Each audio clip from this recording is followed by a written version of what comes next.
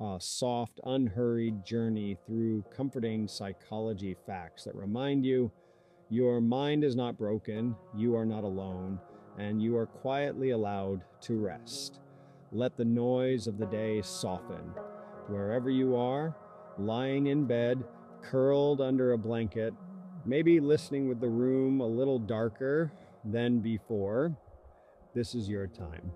Tonight, we're going to wander through some of the most comforting ideas in psychology, gentle facts about your brain, your emotions, and your thoughts that can help you loosen your grip on the day and slowly, steadily drift toward sleep.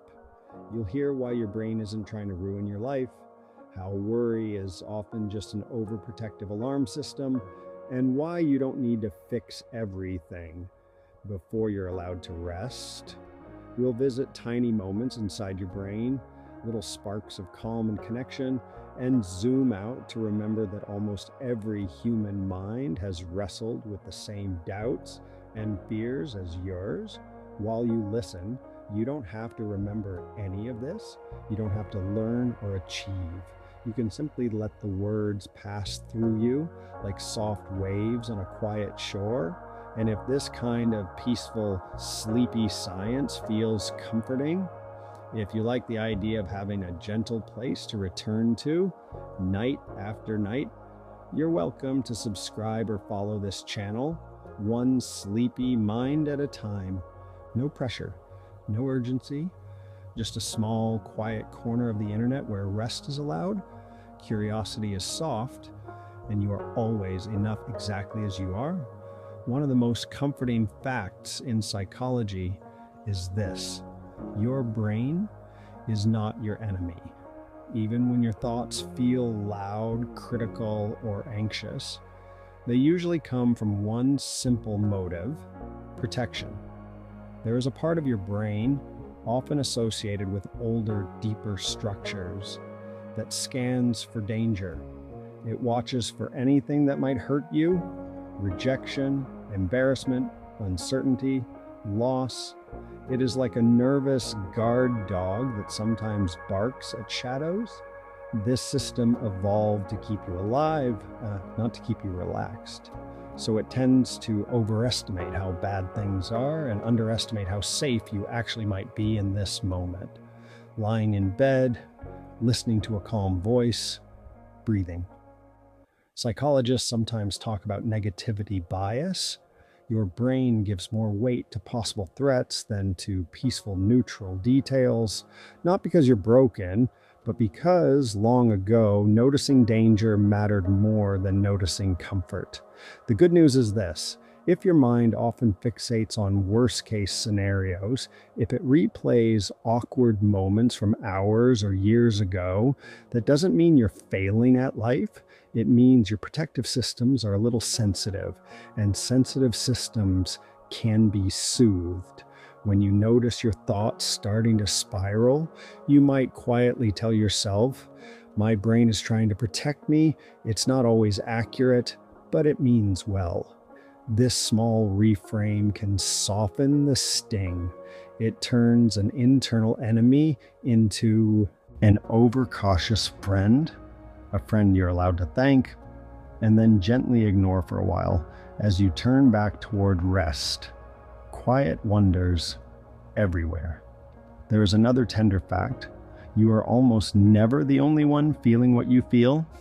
Psychology research on anxiety, worry, and self-doubt shows that these experiences are extremely common. Most people at some point lie awake thinking, "Did I say the wrong thing? Am I doing enough? Is something wrong with me?" If we could turn off the walls for just one night, if you could listen in on your neighbors, your friends, strangers in distant cities, you would hear a chorus of similar doubts whispered into the dark. Loneliness, too, is widely shared. Many people feel like outsiders even when surrounded by others. Psychologists find that humans often underestimate how liked or accepted they are. This is sometimes called the liking gap. We think others judge us more harshly than they actually do. So when you feel like you're the only one struggling, that feeling is common too. You might gently imagine right now, as you listen, someone else is lying in their bed in another town, another country, wishing their mind would calm down. You don't know their name, they don't know yours, but the same species with the same kind of brain is holding the same kind of worries. When you remember this, your feelings don't vanish, but they may feel a little less like a personal flaw and more like weather passing through a very human sky. You are not alone in this, not tonight, not ever, really. Inside your mind, thoughts arise like little bubbles in a glass of water. They appear on their own. You don't decide to think, did I send that email? Or what did they mean by that message? They just show up. Psychology and neuroscience suggest that many of your thoughts are automatic, shaped by habit, environment, mood, and history. They are events you experience, not commands you must obey. One comforting idea in cognitive psychology is this: thoughts are not facts. The sentence in your mind that says, "I always mess things up," is just a string of words, electrical patterns, a familiar mental habit. It may feel convincing, but that doesn't make it true. If you notice a heavy thought tonight, you might try this gentle experiment. Instead of saying, "I'm a failure," you could say, "I'm having the thought that I'm a failure." This small distance, having the thought that, creates a bit of space between you and the thought. The thought becomes an object, something you can watch float by. Imagine your thoughts as leaves on a slow-moving river. Some are pleasant, some are sharp, some are silly and random.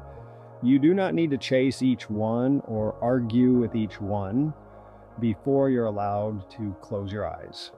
You are the riverbank, steady and still, watching the leaves drift past. Quiet wonders everywhere. It can be hard to rest when you feel like you should be doing more, but your brain is busy even when you're lying still. Psychologists and neuroscientists talk about something called the default mode network, a set of brain regions that lights up when you're not focused on a task, when you're daydreaming, letting your mind wander, staring at the ceiling.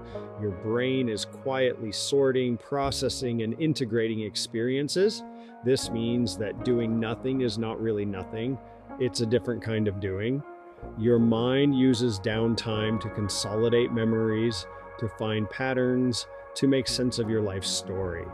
Sleep deepens this process. During certain stages of sleep, your brain replays and organizes recent experiences. Emotional memories can be softened, like sharp edges sanded down by gentle waves. So when you choose to rest, you are not falling behind. You are tending to the quiet maintenance of your inner world. You're allowed to put the tools down. You're allowed to log out, to ignore the endless list for a while. Your brain is still taking care of things in the background, even as you lie here, listening and breathing. Rest is not wasted time. It is part of how you stay human. One of the gentlest discoveries in psychology and neuroscience is neuroplasticity, the brain's ability to change its connections over time. Even in adulthood, new experiences and repeated patterns can reshape your mental pathways. It doesn't happen overnight and it doesn't have to be dramatic, but small, steady shifts can add up. When you practice a new way of speaking to yourself, a kinder inner voice, a softer response to mistakes, you're not just pretending. You are slowly training new patterns, teaching your mind that gentleness is allowed. Just as practicing an instrument strengthens certain neural connections, practicing self-compassion, calm breathing, or mindful noticing can strengthen the circuits of calm and care. So if you've ever thought, I'll always be this anxious, or I'll never think differently, it may comfort you to know your brain is more flexible than it feels. Change doesn't need to be fast to be real. It can be quiet and gradual, like a shoreline slowly reshaped by years of gentle waves. You don't have to force it tonight. Simply resting is part of that change. Every time you choose not to panic about your anxiety, you reinforce the idea that you can coexist with it more peacefully. Step by step, breath by breath, your brain learns from how you treat yourself. Quiet wonders everywhere. Psychologist Kristen Neff and others have studied something called self-compassion, treating yourself with the same kindness you might offer a good friend. Research suggests that self-compassion is linked with lower anxiety, less harsh self-criticism, and more emotional resilience. Your brain responds differently when the inner voice is kind. Harsh self-talk can activate threat systems, those same alarm circuits that make your heart race and your muscles tense. Gentler self-talk, on the other hand, can engage soothing systems, slower breathing, more balanced heart rhythms, a quieter nervous system. You might practice a simple self-compassion phrase tonight. As you lie there, you could silently say, "Tonight is hard. Many people feel this way. May I be gentle with myself." You don't have to fully believe the words for them to help. Even trying to treat yourself kindly begins to send a new signal inward. I am worthy of softness. Over time, this can change how your brain reacts to stress.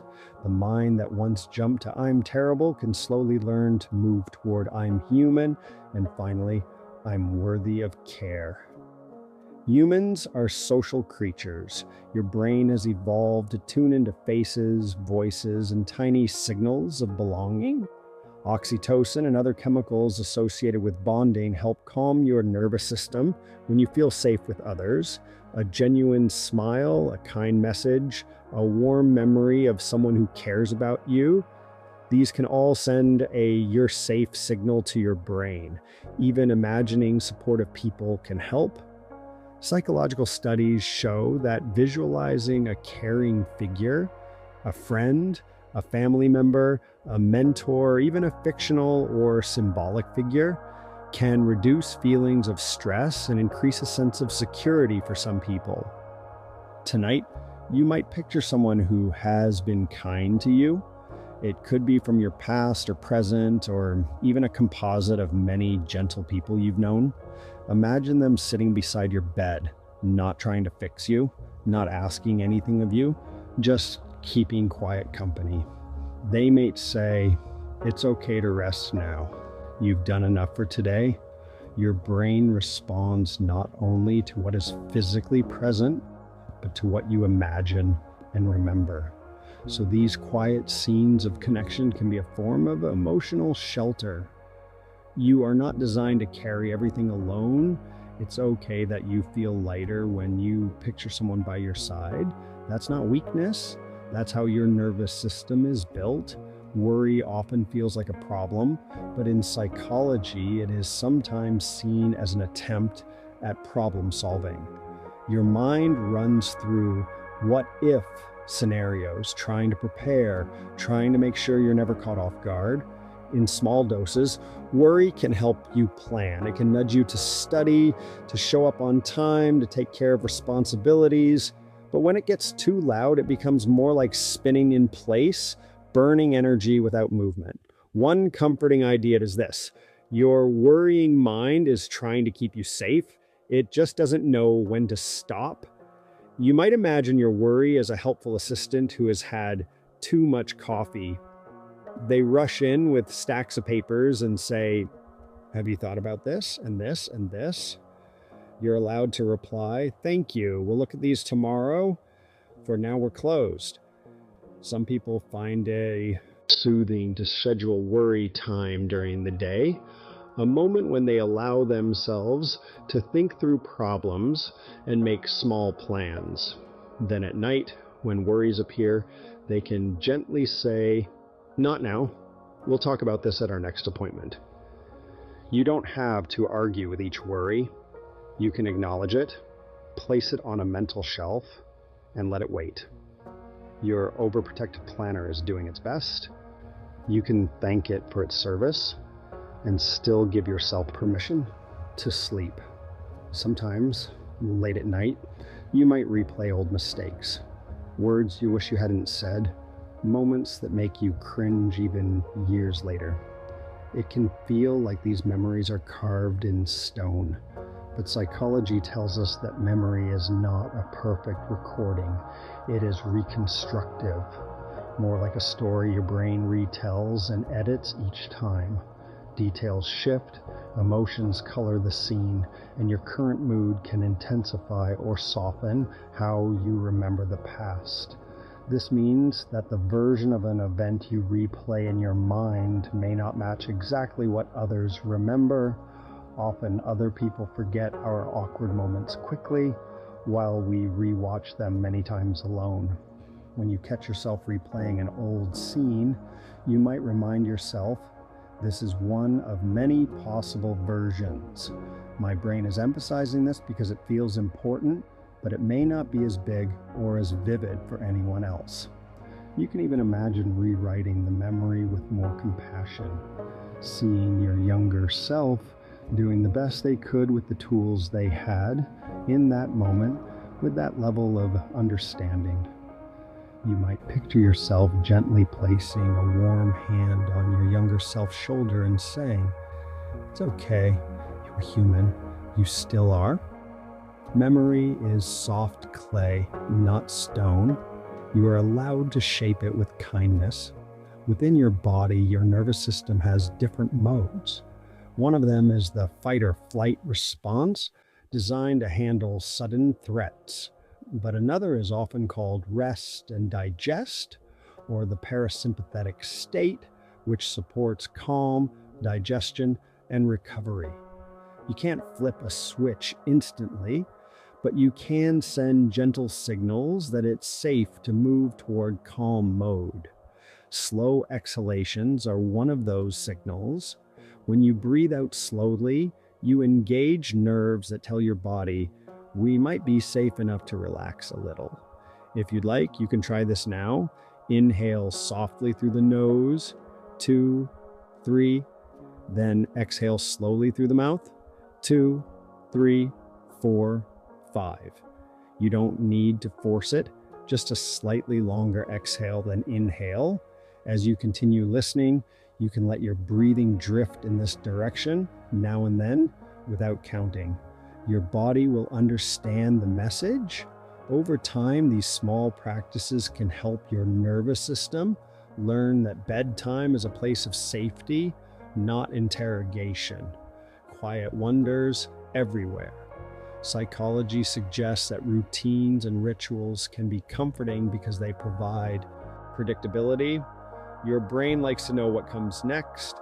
Even simple bedtime habits, washing your face, changing into soft clothes, turning off bright screens, listening to a familiar voice, can become signals that it is time to wind down.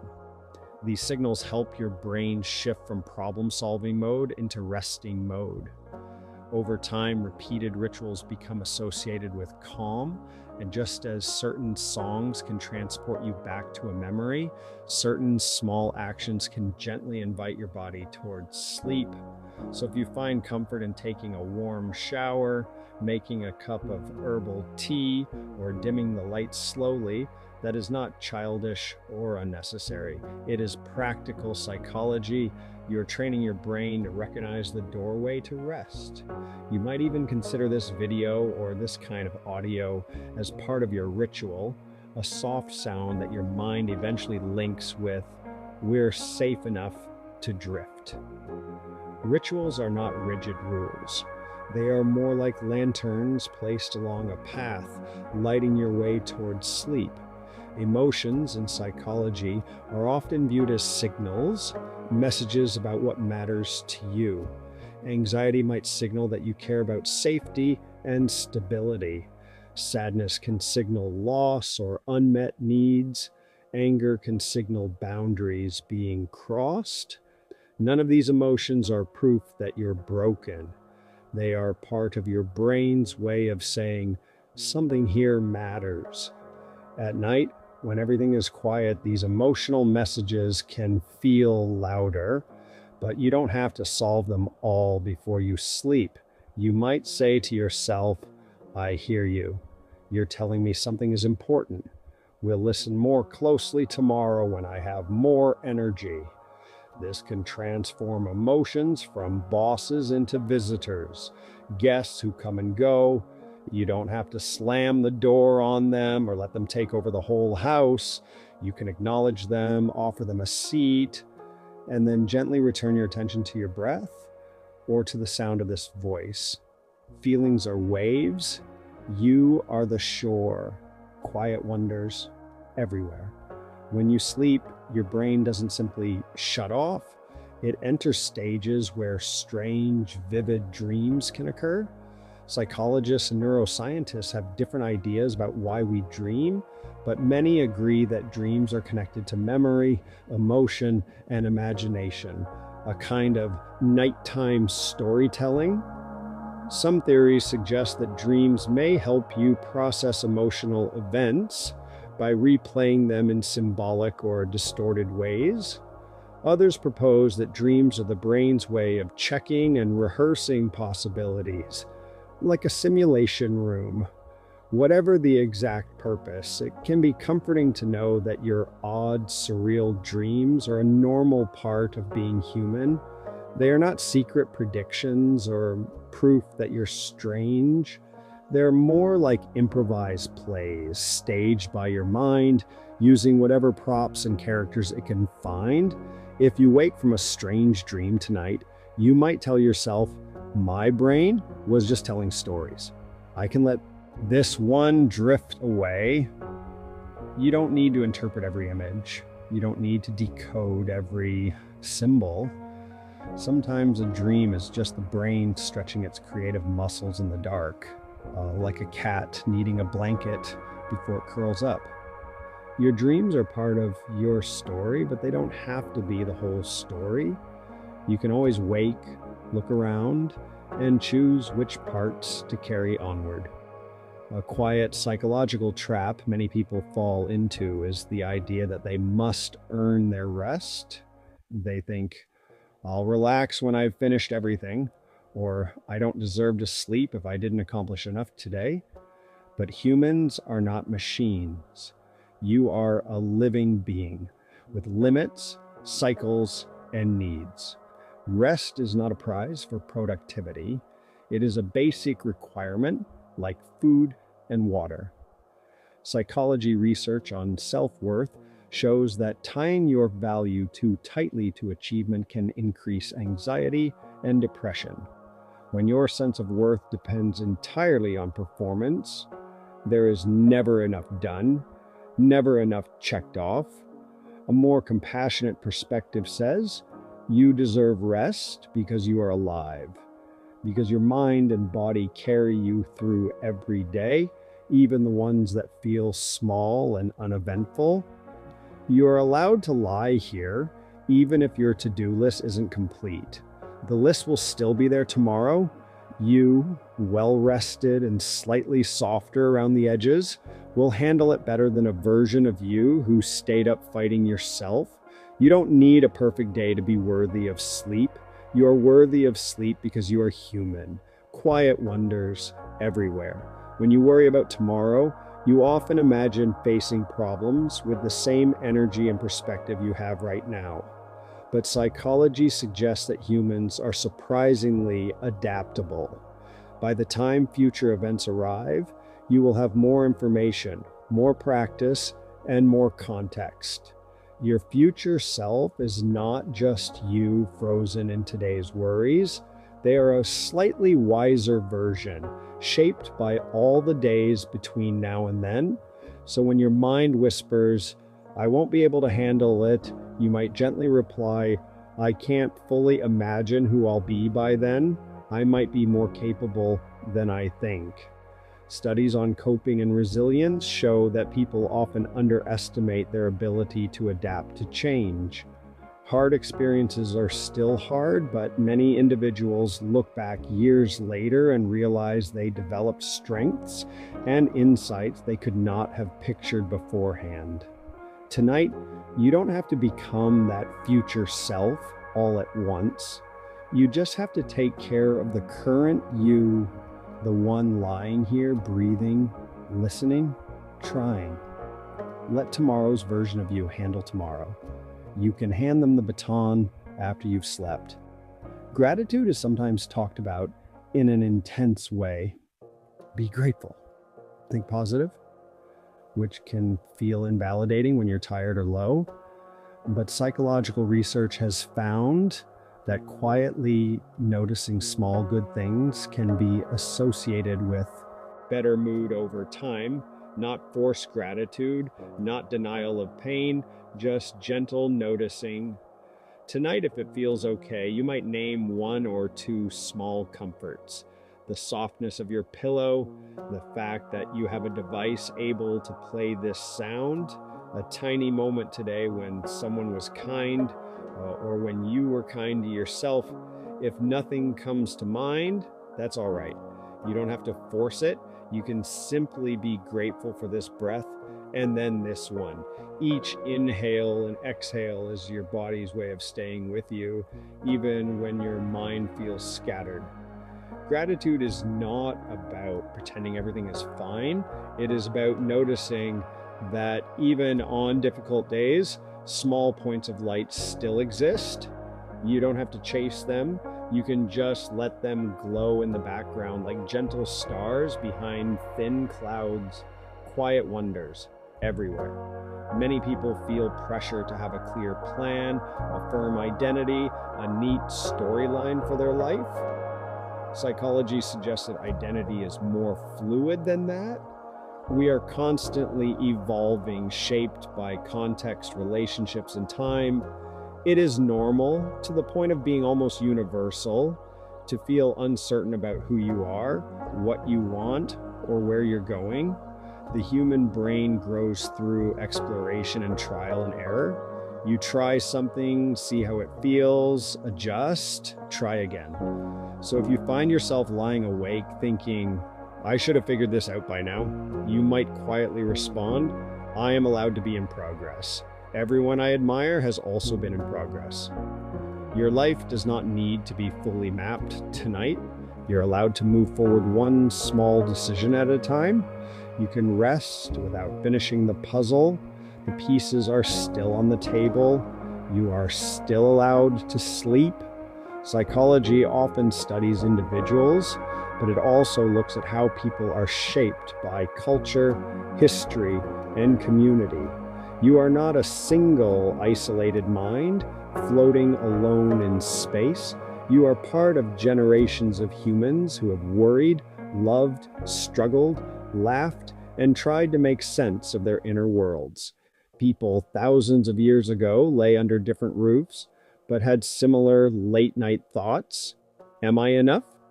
Will it be okay? Do I belong? Knowing this can be calming. You are not uniquely flawed. You are uniquely you, but your struggles are shared, echoed across countless lives. When psychologists study common patterns like anxiety, overthinking, or perfectionism, they are essentially saying, this is not just you. This is something humans do. So as you lie here, you might imagine yourself as one small point of light on a vast, dark map of the world, connected by invisible threads to other lights, other people who are also trying to rest. In that map, you are not a mistake. You are part of the pattern. Quiet wonders everywhere.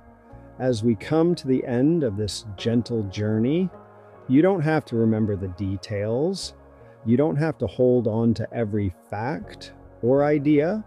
Maybe you'll remember that your brain is trying to protect you, even when it worries too loudly. Maybe you'll remember that you are far from alone in your late night thoughts. Maybe you'll remember that emotions are messengers, not verdicts. That your nervous system has a calm mode. That rest is not something you earn, but something you need and deserve. Most importantly, I hope you remember that you are allowed to be unfinished in progress, a work gently underway. You are part of this story too. The story of minds learning how to be kinder to themselves, of hearts slowly trusting that they are worthy of care. As you feel the mattress beneath you, the weight of the blanket, the softness of the air entering and leaving your lungs, you might let your body be a little heavier. If sleep comes soon, let it come. If it takes a while, that's okay too. You are still resting. You are still giving your brain a break from the constant doing. You do not have to try so hard right now. The earth is still turning, the night is still holding you, quiet wonders everywhere, and one of those wonders is you. May your mind soften, may your breath slow, may your body feel just safe enough to let go. A little more and a little more until the words blur into warmth and you drift into your own quiet dreams.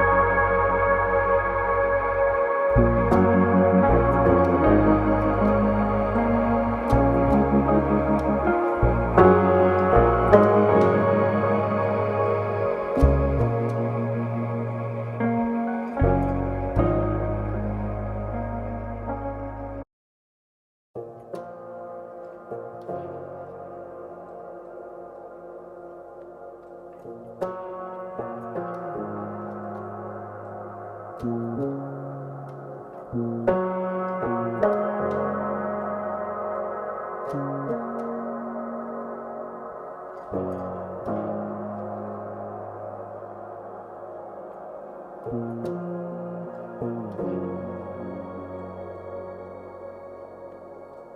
you.